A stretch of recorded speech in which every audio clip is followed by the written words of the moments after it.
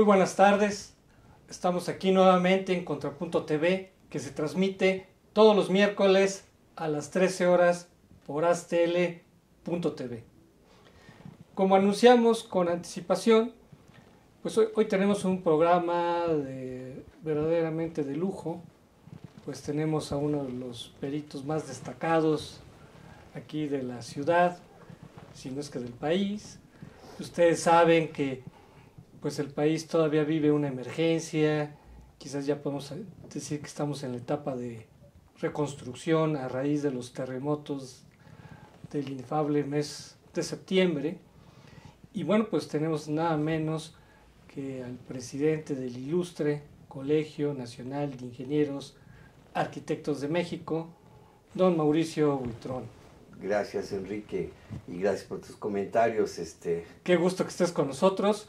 Creemos que hoy vamos a aprender mucho, ¿verdad?, sobre arquitectura, ingeniería, de la crisis inmobiliaria y, bueno, de su consecuencia, la crisis social que vivimos. Como ustedes saben, ¿verdad?, cualquiera que haya estado aquí en la ciudad o que esté enterado si no lo estuvo, pues sufrimos un terremoto o dos terremotos, pero aquí en la ciudad, el del 19 de septiembre, terribles, todavía estamos traumatizados, ¿verdad? Yo creo que vamos a tardar mucho tiempo en superar ese acontecimiento. Quizás estábamos superándolo 30 años después y sufrimos otro ramalazo, ¿verdad?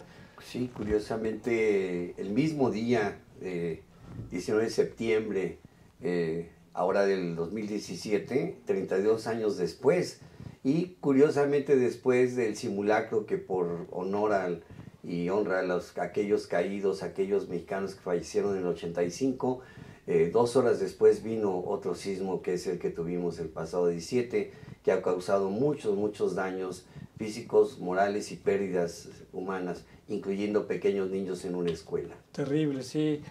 Y justamente pues es inevitable la comparación con el terremoto del 85. Tenemos unas imágenes al respecto, si podemos verlas.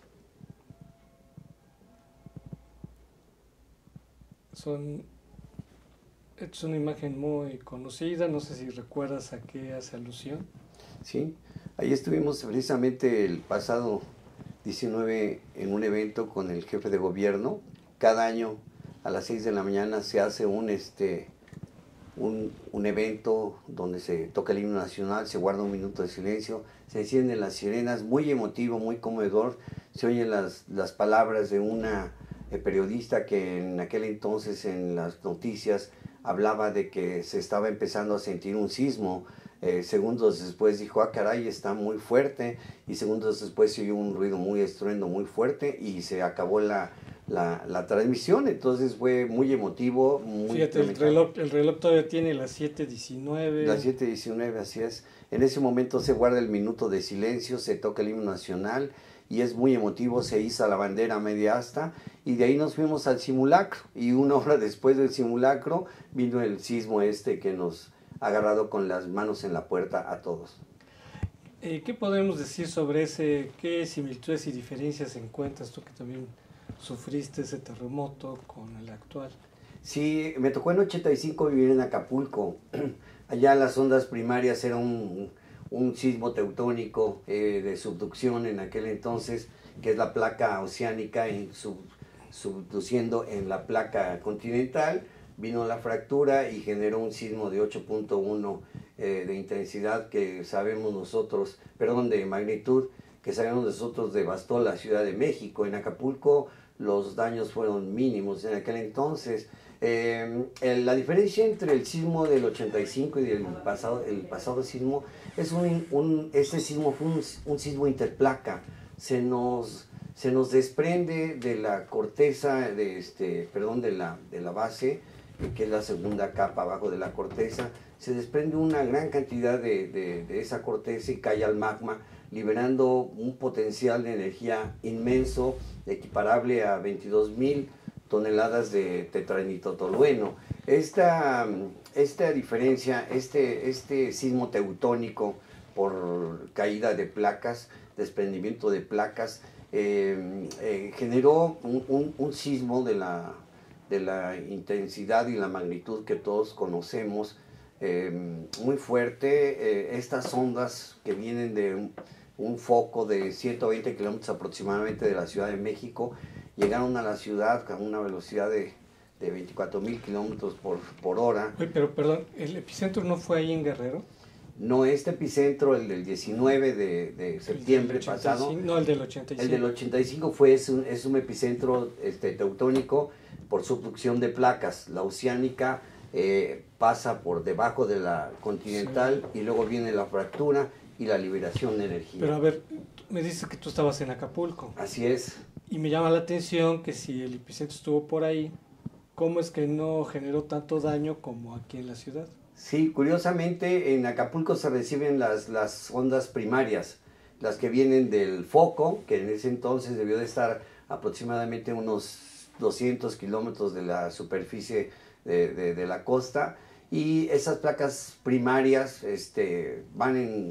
se dirigen a todos lados, va en todas direcciones la onda sísmica, la energía liberada, se dirige a todos lados, y esas ondas primarias que van subiendo, llegan, y en Acapulco se siente una especie de brinquito nada más, porque a la hora que llegan a la superficie se dispersan en 360 grados a la velocidad que te comentaba, aproximadamente 24,000 kilómetros por hora. Eso marca la pauta como para que todos los sismos que vengan de la placa de Cocos, que está frente a la costa del Pacífico, tengamos la oportunidad de que los analice un sismógrafo que está en las costas de Guerrero y Michoacán, y ese lo analiza, históricamente lo compara con anteriores sismos, y si considera que es de más de 6 grados, manda la alerta sísmica a la Ciudad de México. Esta alerta tarda en llegar a la velocidad de la luz, 300,000 kilómetros por hora, tarda en llegar aproximadamente 1 minuto, ganándole a la onda sísmica. Nos da la oportunidad de apagar, de encender, de colocarme, de protegerme, de poder guiar a los niños a zonas. Bueno, ahí hay una gran diferencia con lo del 85. Con el 85 no hablábamos de alerta sísmica, ¿no? No, actualmente sí hay alerta sísmica. Hay una gran... Esa alerta sísmica nada más funciona con sismos, con eventos teutónicos de la placa de Cocos en el Pacífico. Por eso mucha gente dice, oye, llegó igual el sismo que la alerta. Esto se debe a que este sismo no, su epicentro no está localizado en la placa de Cocos. Este sismo fue localizado, es de tipo interplaca, localizado a 120 kilómetros de la Ciudad de México. Entonces el sismo, cuando salen sus ondas primarias llamadas Rayleigh, a la hora que llegan a la superficie se desplazan, llegaron a las costas de Guerrero y Michoacán, los analiza el sismógrafo que está allí y mandó la alerta sísmica. Por eso llegaron al mismo tiempo la alerta sísmica y el sismo de aquí de los límites de Morelos y Puebla. A ver si podemos ver la siguiente imagen antes de que nos vayamos al corte. Uno de los hechos más relevantes del terremoto del 85 pues fue la participación de la gente, ¿no? Se habló de la emergencia de la sociedad civil, ¿no? Que espontáneamente la gente participó en el rescate y en la reconstrucción. Muy cierto.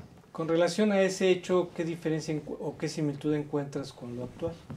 Fíjate que impresionado totalmente, una entrega total y absoluta de la gente. De hecho, comentábamos la cuadrilla de jóvenes que iba conmigo, entre ellos mi hijo Mauricio, que la gente fue la que primero se organizó, pero de una manera tan fuerte, llena de emoción, de cariño, de amor, de rescatar a sus hermanos que estaban en situación de grave peligro, que estaban abajo de los restos de edificios. Una organización increíble, con un fuerte cariño por sus hermanos. Vimos en las zonas ceros, donde hubo edificios caídos, las señoras, los jóvenes, los niños, mujeres de tercera edad, con canastas, regalando sándwiches a todos los que estaban allí ayudando. Café, te regalaban café, te ofrecían chicles, dulces, chocolates. Una participación y una entrega inenarrable, increíble. La gente decía, realmente, ¿dónde están las manos de nuestros gobernantes? Porque nosotros estamos organizando todo. Pero a ver, y a mí que me tocó ver las dos situaciones, en la del 85, las autoridades fueron totalmente rebasadas, sorprendidas. Sí, totalmente. Porque no se esperaban un suceso de esta magnitud. Pero en los hechos de ahora yo noté una diferencia importante. Amigos, regresamos con este tema de gran interés para todos.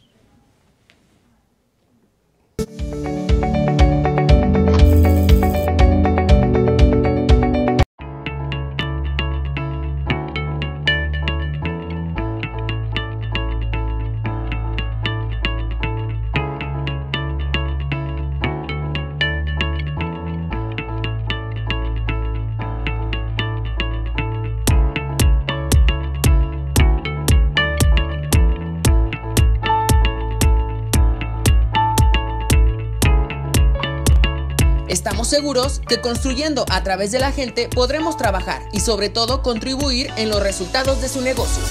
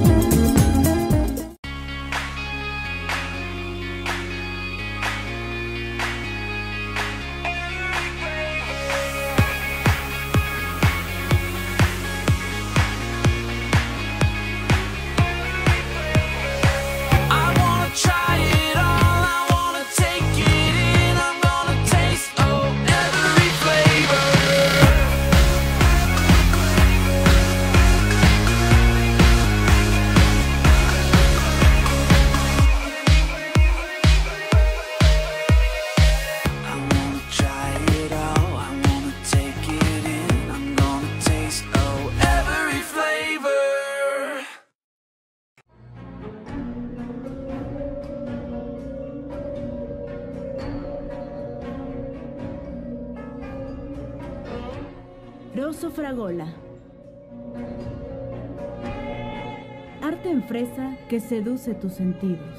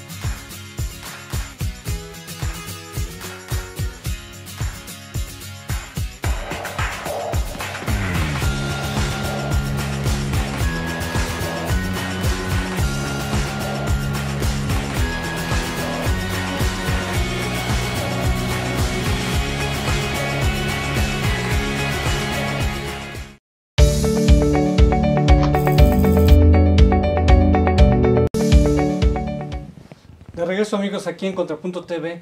Comentaba antes del corte que una diferencia importante, a menos que me contradiga aquí nuestro invitado, es de que en los sucesos de este año, cuando uno llegaba pues, a tratar de pues, ofrecer los servicios, ver cómo podía uno ayudar, ya se veía una respuesta del gobierno. Mientras que en el 85 todo fue anárquico, caótico y el gobierno fue rebasado, no estaba preparado. Y que me platique su experiencia, don Mauricio, en los sucesos de hoy, del 19 de septiembre, ya se veía una respuesta del gobierno, que había un mando, que había organización. Es cierto, fíjate Enrique que tuvimos tuvimos la necesidad de estar en zonas ceros, específicamente en Tlalpan, donde hubo un edificio habitacional fallido, caído, y vimos la participación de la gente con una entrega muy significativa, pero también vimos que ya había autoridades y una organización, que ya había un mando ahí, ¿no? Vimos las fuerzas de la Armada, estaba el Ejército, estaba la Policía Federal Preventiva y lo principal, estaban la gente de Protección Civil, que en el sismo de 85 no estaba, no existía. Entonces sí realmente participaron, entraron, ordenaron, con el apoyo de toda la gente se logró hacer un rescate muy humano, muy valiente, de veras de héroes. Yo lo considero, hay que nombrar a estas personas como unos héroes. También vimos precisamente en las zonas ceros que cuando tú te acercabas, yo como perito de director responsable de obra, había instrucciones de que el Ejército no me dejó pasar en un momento. Entonces notamos que había una descoordinación en ese sentido. Nosotros teníamos que revisar algunos edificios y el Ejército, por instrucciones obviamente de seguridad, no permitían el paso aunque en ese momento fueras de reo. Entonces hay falta una coordinación. Queremos en el ilustre colegio diseñar un protocolo para casos de emergencia sísmica en donde los peritos responsables de obra y los corresponsables en seguridad estructural, que somos las únicas figuras legalmente capacitadas de acuerdo al reglamento para emitir dictámenes de seguridad estructural. Ahorita lo que era urgente era una revisión rápida, sísmica, para evaluar si los edificios tienen daños, si son habitables, si pueden seguirse usando. Lamentablemente la falta de coordinación, la falta de una organización, de un comité que regulara todo este movimiento, sobre todo en DROs, al no permitirles el paso. Por ejemplo, otro compañero que lo detuvo la tránsito porque ese día no circulaba su automóvil cuando era un día de emergencia nacional. Claro, no es posible eso. Sí vemos que había una desinformación y una desorganización en cuanto a los peritos responsables de obra, en cuanto a las autoridades que estaban al mando de las zonas de rescate y en cuanto a las autoridades. Yo creo que esto nos va a servir para integrar un comité con todos los colegios de profesionistas de la gama de la construcción, que junto con autoridades y otras dependencias pudiéramos diseñar un protocolo de emergencia para que los peritos pudiéramos entrar y ser parte inmediata de esta evaluación. No, pues es una gran propuesta, ¿no? Porque a final de cuentas no sabemos cuándo se vuelve a presentar una emergencia de esta magnitud. Sí, no sabemos. Vivimos en una zona sísmica en donde en la Ciudad de México hay temblores de 16 movimientos por día. Obviamente estos 16 movimientos telúricos son de baja intensidad, son perceptibles para un sismógrafo nada más. En la escala Mercalli hay 12 niveles de intensidad, pero en la escala Richter es la que varía, es la numérica. Ya casi la Mercalli ya casi nadie la menciona. Pues ya no, porque Mercalli va de que lo percibe nada más el sismógrafo y luego el desastre total en la escala 12 romano, ¿no? Entonces, porque te ves que una es de magnitud y otra es de intensidad. Así es la diferencia. Lo que pasó en este sismo reciente, la magnitud por la amplitud de la onda fue muy rápida, fue de 0.5 segundos, en donde la amplitud de la onda, que se mueve de manera como una onda hertziana, golpeó con más tiempo los inmuebles. En el sismo de 85 el golpe fue de 1 segundo, pum, pum, pum, y en el sismo reciente fue de 0.5 segundos. Entonces, pum, pum, pum, pum, pum. Curiosamente, este efecto, este esfuerzo sísmico dañó edificios, curiosamente, de entre 3 y 7 pisos nada más. A los edificios grandes no les causó, ni a las construcciones menores no les causó daño, ¿no? Es una cosa que tenemos que redireccionar para actualizar nuestro reglamento de construcciones en el área de cálculo para construcciones antisísmicas, ¿no? Excelente. Ahorita vamos a entrar a ese detalle. Si podemos ver la siguiente imagen, por favor. Cuando hablamos de los sismos de septiembre, pues nos referimos primero a los del 7 de septiembre. Esta imagen dio la vuelta al mundo de Juchitán. de cómo se cayó la presidencia municipal, ¿no? Y cómo alguien puso la bandera de México, ¿no? Sí. Que no quepa duda dónde fue el terremoto, ¿no? Sí, señor. ¿Qué características tuvo este terremoto, Mauricio, el de septiembre, el del 7 de septiembre, que se ve que fue muy destructivo? Sí, muy destructivo porque, bueno, la intensidad en ese entonces fue... Dicen que fue más poderoso que el del 85. Sí, rebasó el de 8.1 del 85 y fue frente a las costas de Chiapas, más o menos por los linderos de Chiapas y Oaxaca. Entonces, la cercanía del foco ocasionó muchos daños. Es importante mencionar que la gran mayoría de las construcciones dañadas son de un tipo de construcción a base de mamposterías, inclusive de ¿cómo se llama? Bajareque, de algunos compuestos como lodo, adobe, polinería, teja en los techos, estas construcciones que funcionan a compresión por peso propio, y debido a lo mismo, como son muy pesadas, la inercia fue mayor, la aceleración que tuvieron en esa zona, las ondas sísmicas, fueron muy intensas. O sea, están más o menos diseñadas y calculadas para aguantar una frecuencia de golpeteo sísmico de 1 minuto más o menos, pero de 1 segundo. Pero estas han venido con una aceleración muy fuerte y han golpeado tanto los edificios que estos edificios ya por inercia, por su puro peso propio, no alcanzan a restablecerse. Y viene ahí la falla estructural y viene la caída, ¿no? La mayoría de las casas son de adobe con techumbres de morillos y teja. Ahí tenemos la siguiente imagen, ahora que se refería a Chiapas. No, esa no era, esa ya es la de las últimas. No, es una sobre la iglesia de Chiapa, el templo de Chiapa de Corzo. Ya nos saltamos a Frida. Mira, aquí está el templo de Chiapa de Corzo. Mira. O sea, algo que ha caracterizado los sismos de septiembre fue que dañó lugares históricos que se habían salvado. Sí. ¿Cómo es que ahora sí otros terremotos no pudieron y ahora sí dañó estas estructuras?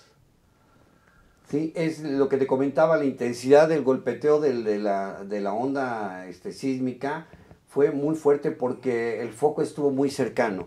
El mismo efecto que pasó en los inicios de septiembre, igual que el 19 de septiembre, ocasionaron más daño por la intensidad. La onda sísmica viajaba, sobre todo aquí en la Ciudad de México, agarró una aceleración mayor por el lodo en el que vivimos. Y allá fue por la cercanía del epicentro. Sí, es muy cierto. Muchas de estas obras, muchas de estas iglesias, incluyendo la Catedral Metropolitana, son considerados patrimonio nacional.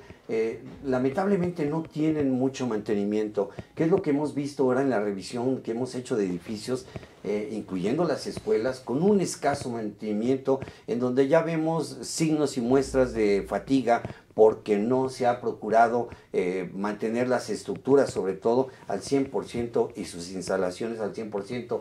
Estas iglesias, pues les da mantenimiento la mitra ahí con el diezmo que dan, bueno, lo que dan ahí los feligreses, pero realmente... Si acaso una pintada y nada más. Pues sí, básicamente, pero estructuralmente, solamente cuando ya ven que hay un daño estructural grave, somero, ya entra el Instituto Nacional de Antropología e Historia, pero pues ya aquí ya sucedió el daño, ya estuvo hecho, ¿no? Ahora su restablecimiento va a ser costoso y un poco duradero. Las cúpulas, los domos no son construcciones. Ahora yo sugiero que se haga de concreto para que tengamos mayor resistencia a los cortantes y a los momentos que genera un sismo. Entonces, digamos, en ese caso, no es porque estuvieran mal construidas, sino más bien porque ha faltado mantenimiento. Mantenimiento, y porque el diseño de esas construcciones era por peso propio, por compresión, trabajan por peso propio, ¿sí? Entonces, eso hace que la inercia en un empujón tenga mayor esfuerzo y pudiera fallar, como fue lo que sucedió en estas iglesias, ¿no?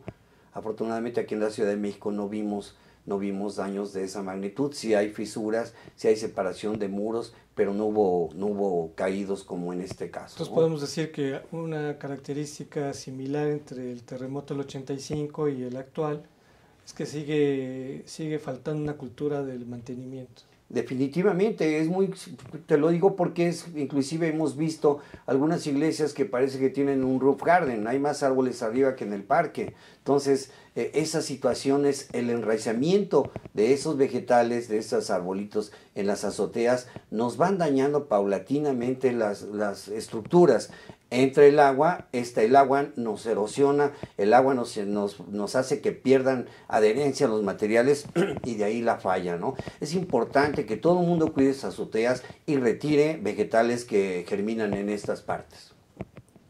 Muy bien. ¿Nos dará tiempo de ver otro? Ya nos tendremos que... ¿Sí? A ver, si nos ponen la siguiente imagen, por favor. Bueno, aquí tenemos el mapa de la ciudad y los principales puntos donde hubo mayores afectaciones. Se dice que básicamente es porque es una zona lacustre, Mauricio. ¿Será por esa razón? Efectivamente, fue la zona perpendicular al foco del sismo. Entró por Milpa Alta, Xochimilco, empezó ahí a causar muchos problemas, se pasó a Tlalpan, llegó a Benito Juárez, luego a Cuauhtémoc, que es la zona más lodosa, y terminó al norte de la ciudad con algunos caídos en la colonia de Lindavista, ¿no? Esto curiosamente nos indica más o menos una trayectoria de sur a oeste de la ciudad, cruza toda la ciudad dejando la mayoría de estos 28, 30 y tantos edificios caídos en esa franja. Aunque también coincide con la zona del boom inmobiliario. Curiosamente, ¿no? Sí, el boom que se va a ver severamente afectado, pero de alguna manera la industria de la construcción va a reactivar económicamente porque vamos a tener desde una demolición hasta un nuevo proyecto y una nueva construcción.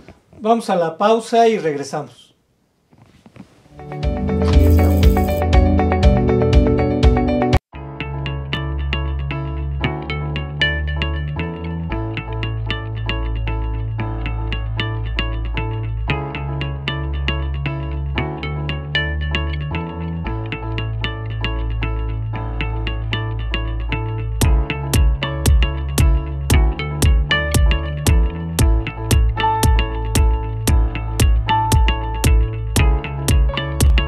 Estamos seguros que construyendo a través de la gente podremos trabajar y sobre todo contribuir en los resultados de su negocio.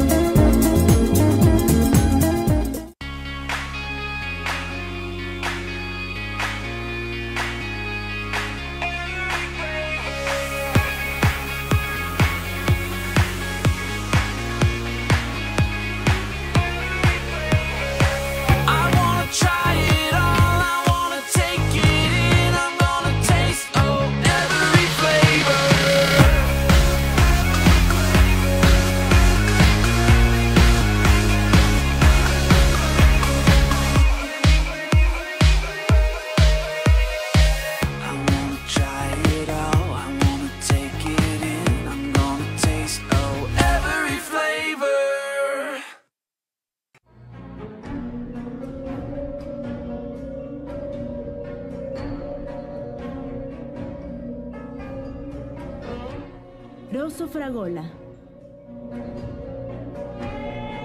Arte en fresa que seduce tus sentidos.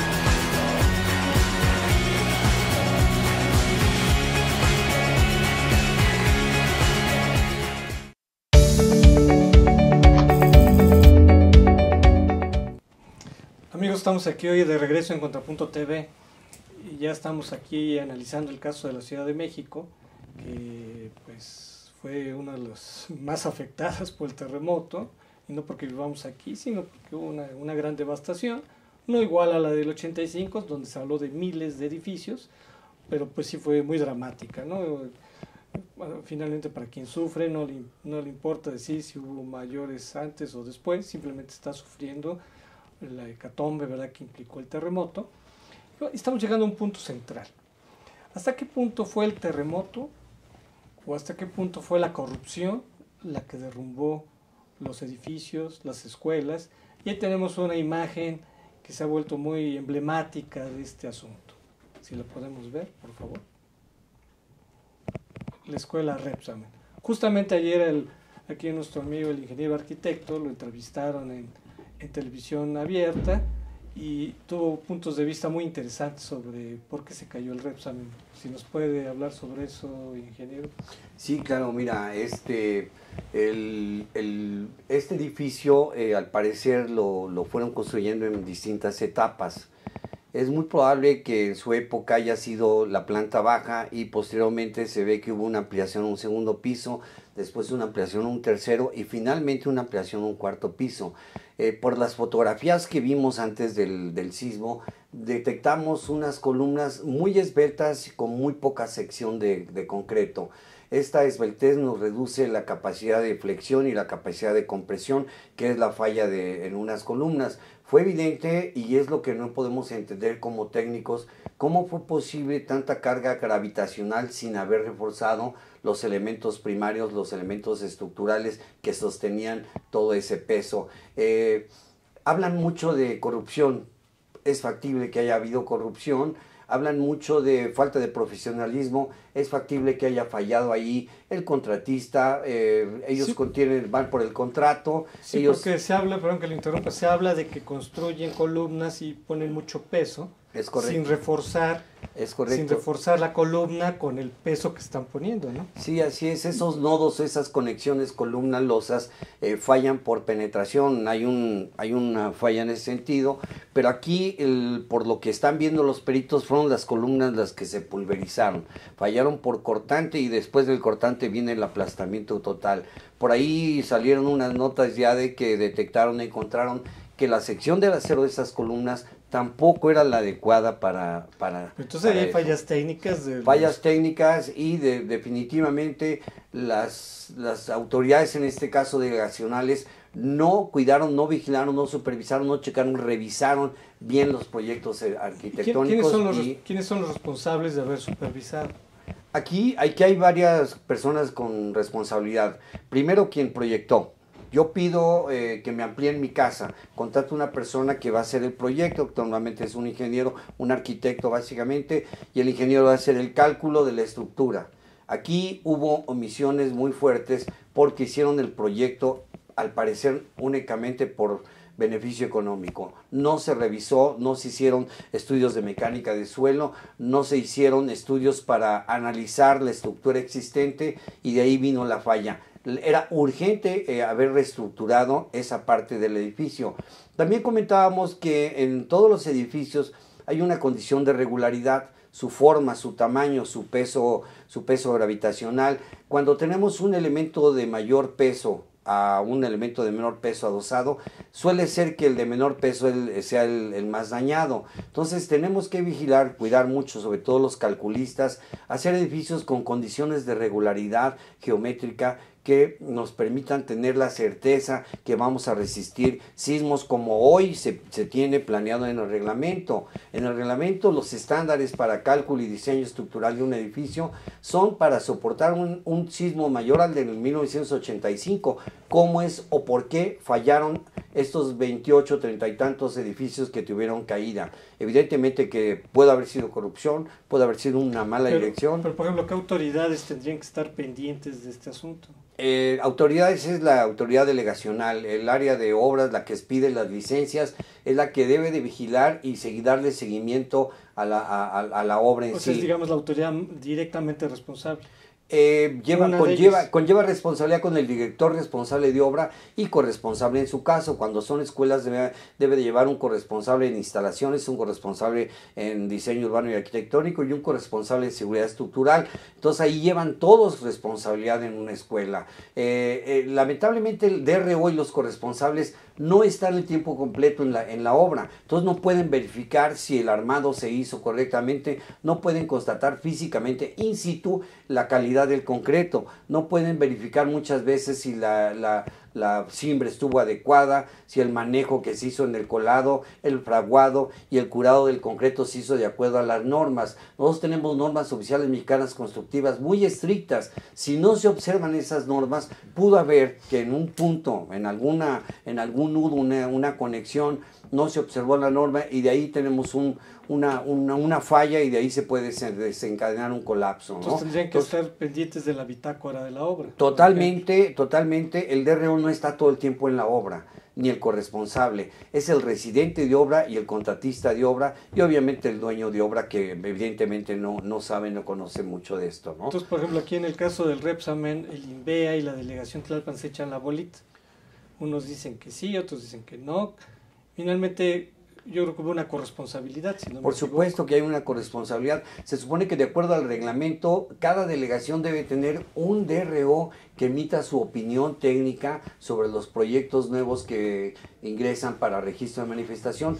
Este DRO debe de verificar, constatar, checar todos los planos, instalaciones arquitectónicos y de estructurales para que él con su conocimiento y experiencia pueda hacer una opinión técnica diciendo este edificio es viable porque tiene una estructura antisísmica bien calculada. El DRO firma esa opinión, se la pasa al director de licencias de manifestaciones, el director de licencias de manifestaciones da el visto bueno, se otorga el registro y se puede iniciar la obra. Aquí, en ese momento, los responsables pues, es la autoridad delegacional, el DRO con su opinión técnica y el DRO que firmó ese registro de manifestación. Entonces hay mucha corresponsabilidad. Lo que hay que hacer ahora es darle seguimiento para que la obra se lleve conforme a las normas oficiales mexicanas en cuanto a construcción. Y la SEP también tuvo responsabilidad por permitir que la dueña viviera ahí, por ejemplo, ¿no? Definitivamente el uso mixto en una escuela no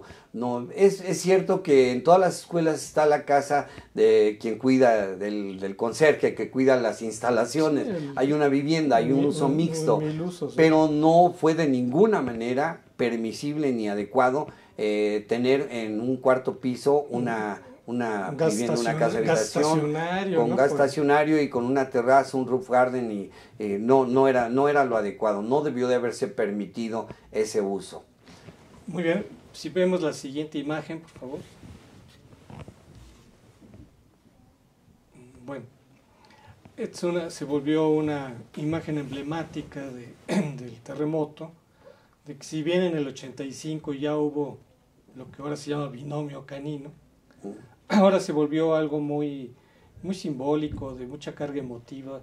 ¿Por qué si ya en el 85 hubo estos rescates? ¿Por qué ahora tiene más relevancia? Se ha vuelto una imagen internacional del rescate, cuando evidentemente ya se había dado en el pasado.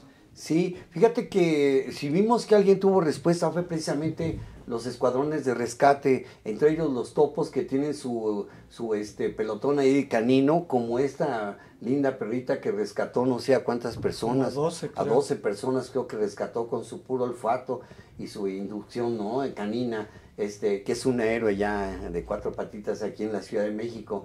Pero sí estaban preparados todos los grupos de topos que conocemos aquí en la Ciudad de México, tienen sus animalitos rescatistas, ¿no?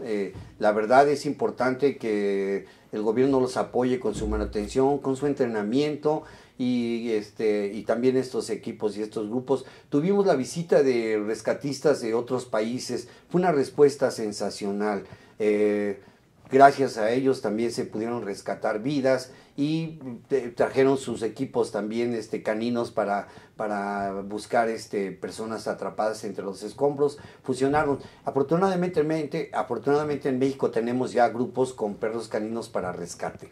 Ahí sí estamos preparados. ¿Será que contrasta la generosidad y heroísmo de los rescatistas con la mezquindad, corrupción de los políticos, y que por eso adquiere gran relevancia este tipo de personajes y de animalitos? Sí, total y absolutamente. Supimos de un joven de escasos 16 años que quiso rescatar a una persona, lamentablemente falleció. Esos son héroes, son héroes. No vimos, como dicen en algunos periódicos, no vimos algún diputado, no vimos algún senador, no vimos algún jefe de gobierno en la zona cero apoyando y ayudando cuando la gente necesitaba ese estímulo de las autoridades. Y cuando van, nada más van para la foto. Lamentablemente. Y no se les ve con disposición de ayudar, sino simplemente de aparecer ahí en el acto. En el acto, así es. Y entonces, pues, evidentemente que la gente repudia, como se vio en el caso de Xochimilco, ¿no? Cuando sí, que fue delegado, ¿no? Sí. Porque sí. les falta el agua, les falta la luz, y pues la gente está traumatizada, y el tipo quiso aparecer en la foto porque ni siquiera iba preparado para ayudar, ¿no? Simplemente se apareció como, pues yo llego y ya, ¿no? Sí, muy lamentable. Fíjate que nosotros como rescatistas, bueno, no rescatistas, como vigilantes o observadores de edificios con daño, tuvimos en Centro Histórico, en algunos casos, inclusive agresión verbal por parte de la gente que ya estaba desesperada porque Protección Civil Delegacional no acudía a revisar y evaluar sus propiedades. Entonces nosotros como ilustre colegio y cuadrillas teníamos, decíamos, mire, traemos un programa nosotros de ayuda a muchas a viviendas en el centro histórico, pero en ese momento teníamos ya citas en otros edificios.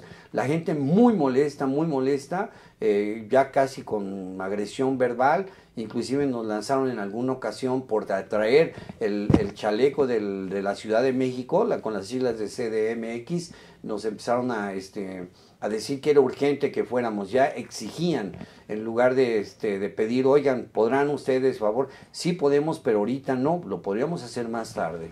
Vamos a la pausa y regresamos.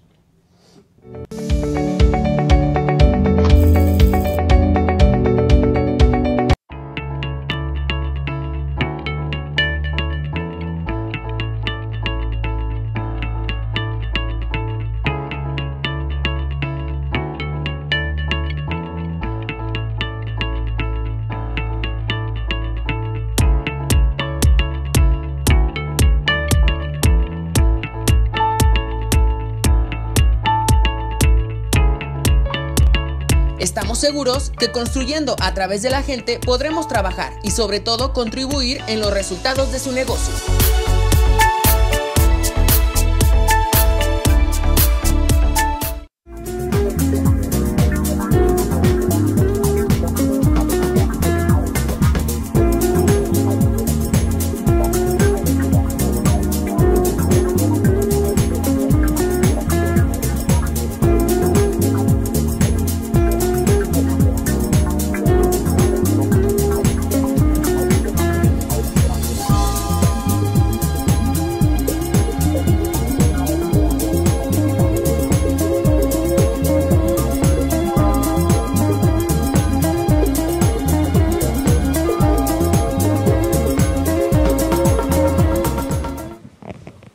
Estamos de regreso aquí, amigos. Nos sorprendieron aquí en la charla.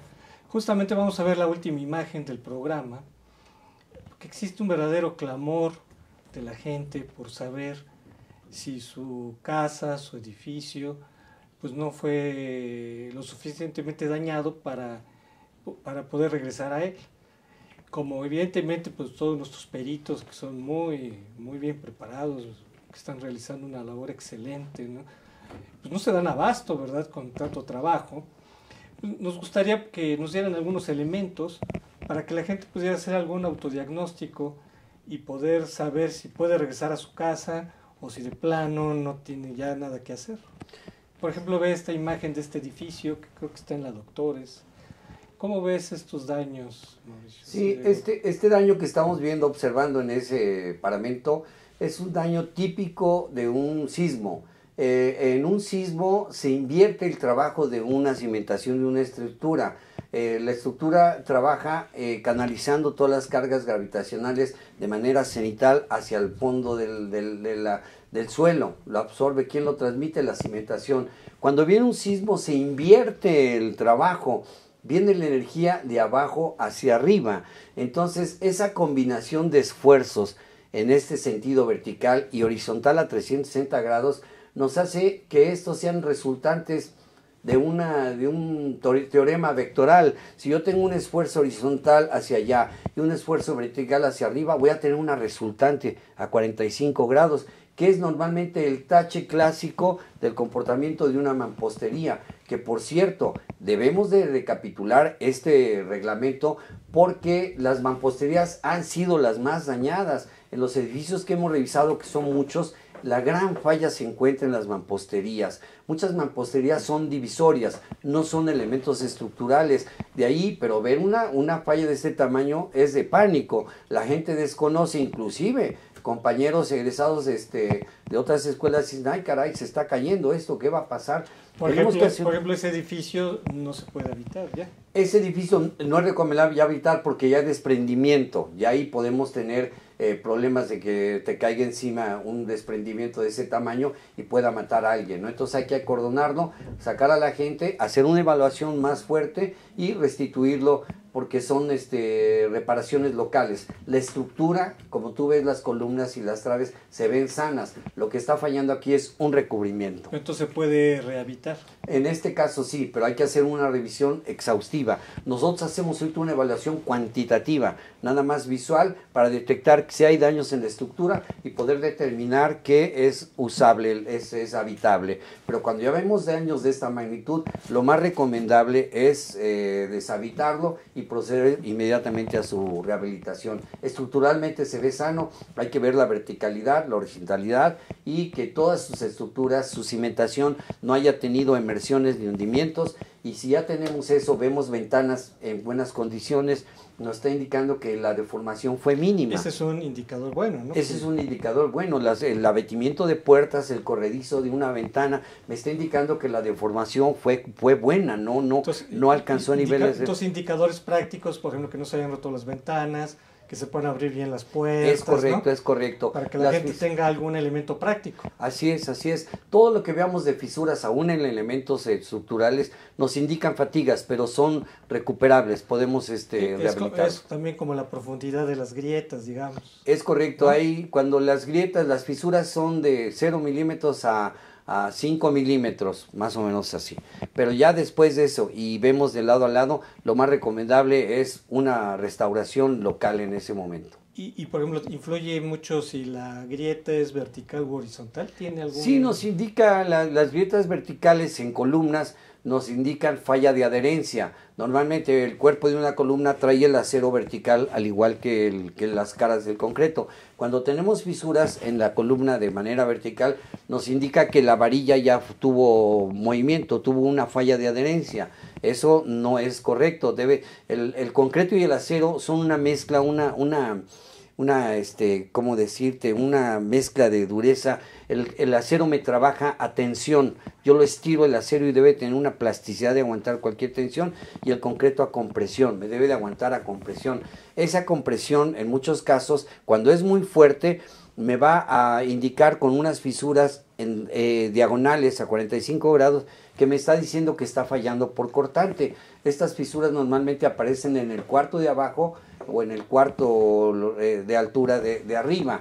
Esto me está indicando ya un posible colapso ahí. Después del cortante viene la falla, que ya es cuando se rompe el concreto y queda expuesto el acero. Ese ya es de grave esa falla, hay que retirarlos, ¿no? Cuando son muros hay que ver si son divisorios, restaurarlos. Si son de carga. Y evitar, bueno, primero definir que no sean de carga, restaurarlos con, hoy en día, obligatorio para todos meter muros ligeros.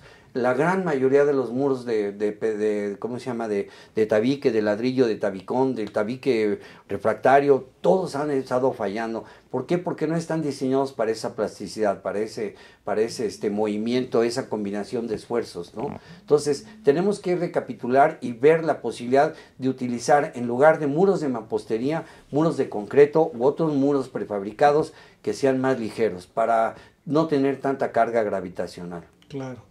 Y por ejemplo, tiene que ver si la grieta es vertical u horizontal en cuanto al daño, porque dicen que las más peligrosas son las que van cortando así diagonalmente. Sí, no, bueno, esas nos están indicando que está fallando por cortante.